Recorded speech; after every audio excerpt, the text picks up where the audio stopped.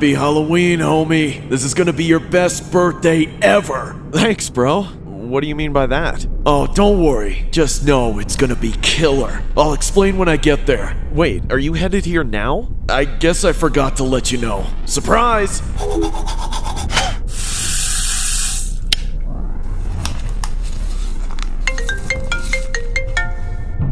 Hey man, it's me! Open up! Hold on a sec, dude. I'm in the middle of something. Hurry up! I don't have all day! Shut up! It's my birthday! What's taking so long? Open up! I'm coming! Finally! Jeez, man, what happened to you? Never mind that. I got you a ticket to the best haunted house in the world for your birthday. But don't worry, you don't have to thank me. Well, thanks. I mean, okay. Wait, which one? Screamers? Halloween Horror Nights? No and no. Better. Here. This is only one ticket. What about you? Aren't you gonna come with me? No.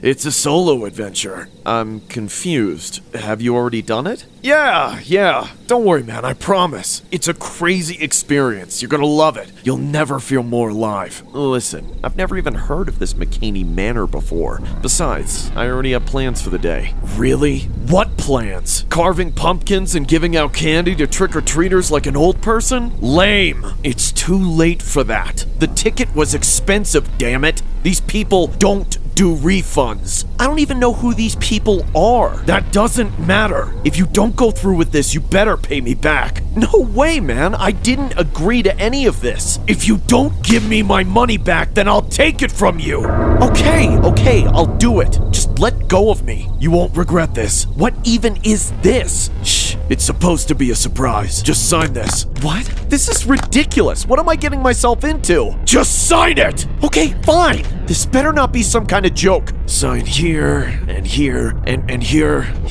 and here. Hey, it's me. We're ready to go. Yeah, he signed it and everything. Alright, see you soon. Who was that? That was your VIP escort. They're right around the corner. They've been waiting for you. Oh, VIP escort? Just sit tight and I promise that this will be the best birthday ever. Alright, thanks, man. You're welcome, bro. Looks like they're here. Wait, that's them? Just go along with whatever they say. What are you talking about?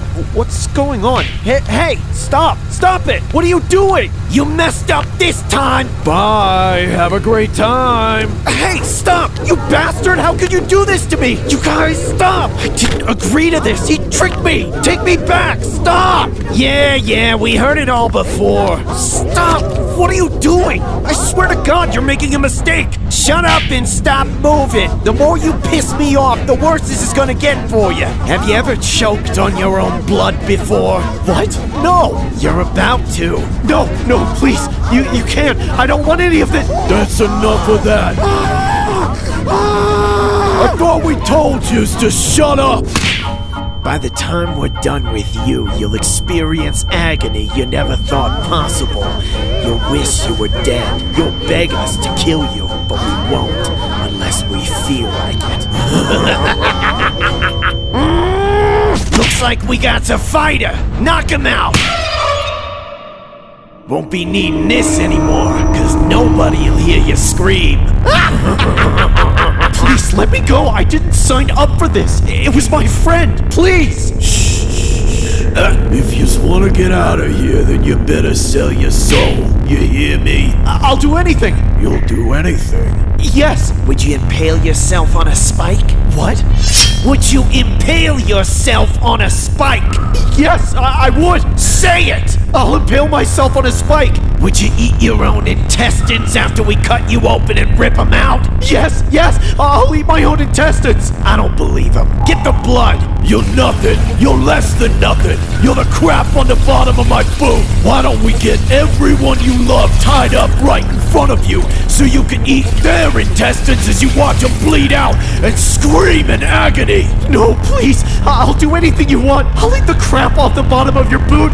I'll be your slave. Just don't hurt anyone else. You're almost there. You actually broke a lot faster than we thought you would, Wimp. But we're not quite finished with you yet. We want to show you that there's no such thing as horror beyond comprehension.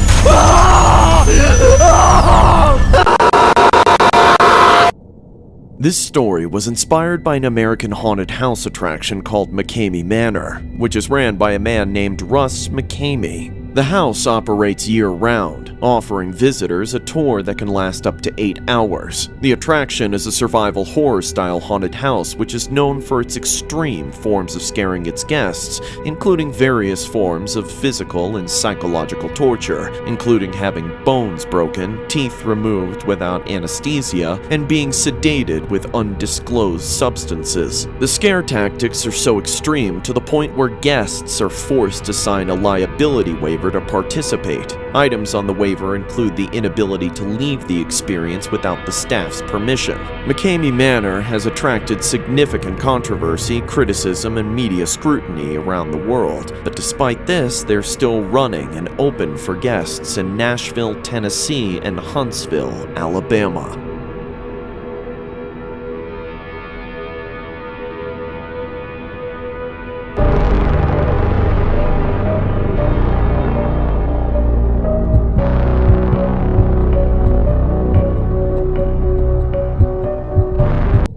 Every time Halloween came around the corner, I hated it. Not that I necessarily minded the holiday as a whole, but every year my parents made me take my younger brother Billy out trick-or-treating. I was in my 20s, so I was way too old to trick-or-treat myself. I was just stuck playing the parenting role somehow. My mom said that it was a good bonding experience for my brother and I, but I just think that she didn't want to do it. Most of the time I ended up having to take my brother's friends too. That just made it worse since I had even more kids to keep track of.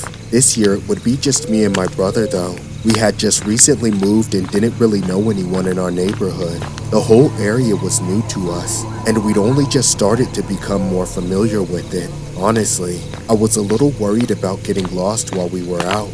I didn't have the greatest sense of direction.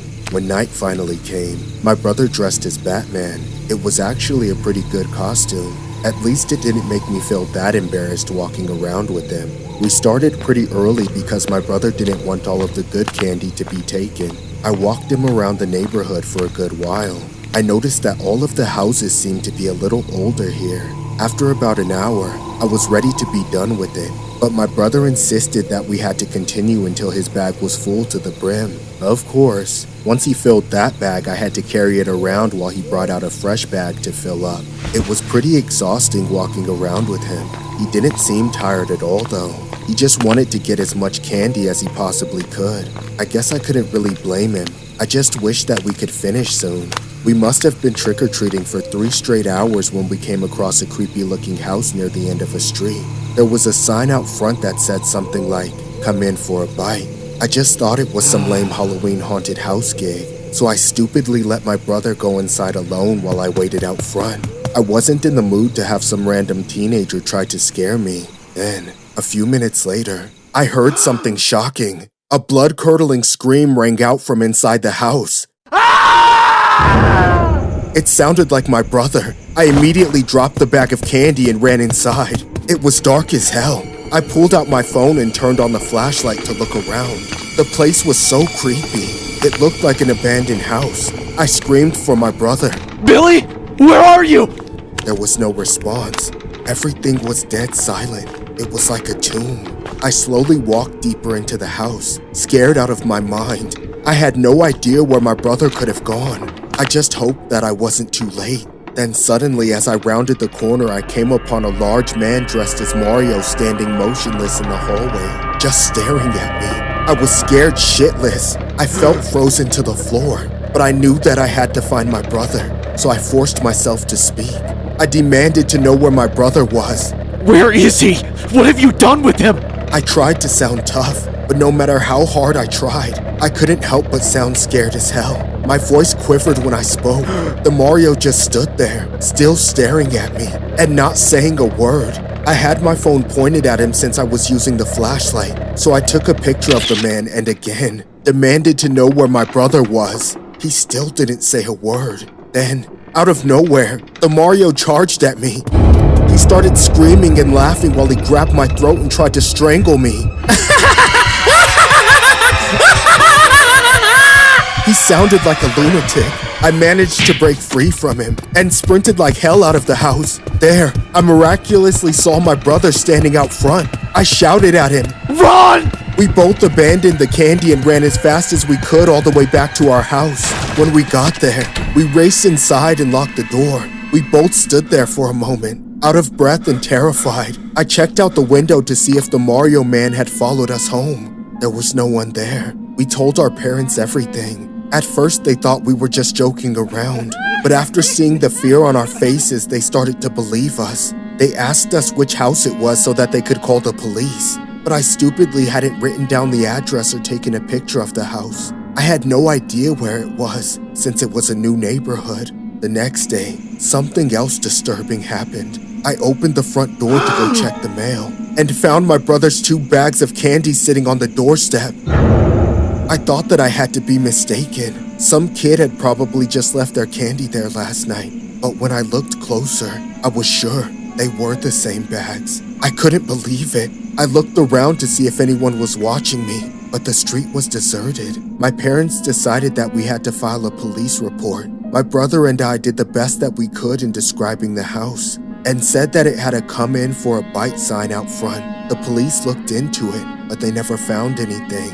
The only evidence that I had of the whole ordeal was the picture that I had taken of Mario. It was terrifying, but I was glad that I had it. It made me sure that it had really happened. My family and I ended up selling the house and moving to a new neighborhood. We couldn't deal with the constant paranoia that the Mario knew where we lived. My brother never wanted to go trick-or-treating again after that night.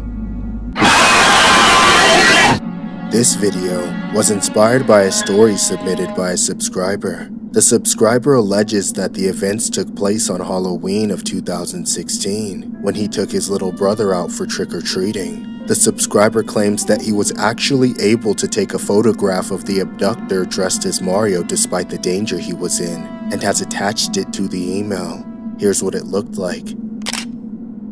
As frightening as this was, the pair were able to escape without any injuries and the house was never found. The only slight recollection of the house that the subscriber could remember was that it had one of those Halloween "come in for a bite" signs on the front lawn. With minimal evidence and description, police were unable to track the abductor as he cleverly removed the sign after the attempted abduction of the little brother.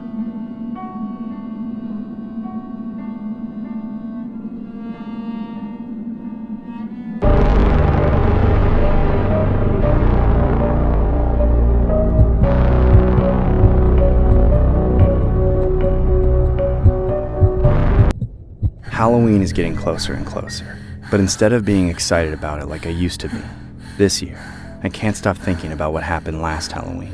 About 6 months earlier, a new family moved into the house next door to mine. They have a son about my age named Ivan. I hated him instantly, because he became obsessed with me the second he realized his next door neighbor was a cute girl. It was even obvious to my parents that he had a crush on me, but they didn't see Ivan the way I did. He's a total creep. And in my opinion, he's one of the ugliest people I've ever met. I rejected him every time he asked me, but even when I was mean to him, he couldn't take no for an answer.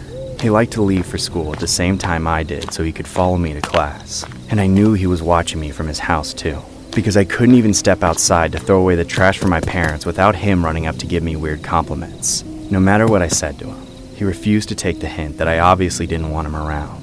Unfortunately, he kept finding ways to insert himself into my life, usually by dumb luck and help from our parents, who became friends early on. My parents used to drag me over to his house, or even invite them over to our house so the 4 of them could drink wine and talk about the HOA and other stupid crap, while I had to deal with Ivan breathing down my neck. I still can't get over how oblivious my parents were at the time.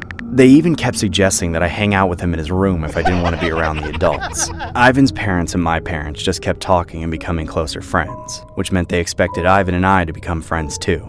Part of me thinks they were secretly trying to make us get together, which is why they let him creep on me so much. Over time, he managed to beg me enough that I gave him my social media handles, and even my phone number, all of which I severely regret. Once he could get to me on my phone, I couldn't even be away from him in my own room. He texted me every 5 minutes with some stupid meme or an invitation to hang out with him or a bunch of self-pitying and crying because I was ignoring him. I tried to tell my parents about this so they could do something about it, or at least stop playing into Ivan's BS, but they shrugged it off. They always said a bunch of stuff like that's just how boys are when they like a girl, and I should give him a chance. For 6 months this is what I dealt with, and nobody helped me. I even lost friends, because everyone knew wherever I went, Ivan would show up. Everything came to a head on Halloween last year. I dressed up as Pikachu, and my boneheaded parents told Ivan so he could dress up as Ash. I was furious, but they thought it was so adorable that we had matching costumes. Even worse, when I was about to leave to go trick-or-treating, they said Ivan had to go with me because it wasn't safe for a girl to walk around on her own. Then, they ran off to Ivan's house so they could have another one of their wine parties. My Halloween was ruined before it even started. Ivan was at his absolute worst that night, being creepier than he had ever been before. He kept saying weird stuff about how he wanted to make me faint like a Pokemon from too many pound attacks, and then capture me in a Pokeball so he could keep me forever. He kept grabbing my hand too, but I pulled it away every time. I didn't even care about getting candy at that point. I just wanted to get it over with and go home. I only walked around for about half an hour before I headed back. Ivan begged me to stay out, but I made up a lie about how I was feeling sick and I couldn't keep going. Of course, he followed me to my house to make sure I got home okay, and then he walked me up to my door. My parents were still at Ivan's house. When he realized we were alone, he made his move. I see your candy sack is a little empty.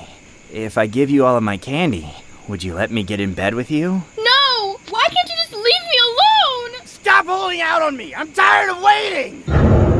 Ivan grabbed me and dragged me into my house, then kicked the door closed. I fought back and screamed, but nobody was home. Ivan was strong enough to restrain me, no matter how hard I tried to hit him and get away. He put me in a headlock and started to squeeze the life out of my neck. In just a few seconds, everything started to go dark and I felt heavier and heavier. At the last moment, right before I passed out, my parents burst through the door. Ivan's parents were right behind him too. I almost thought they were going to let it happen, but thankfully they didn't.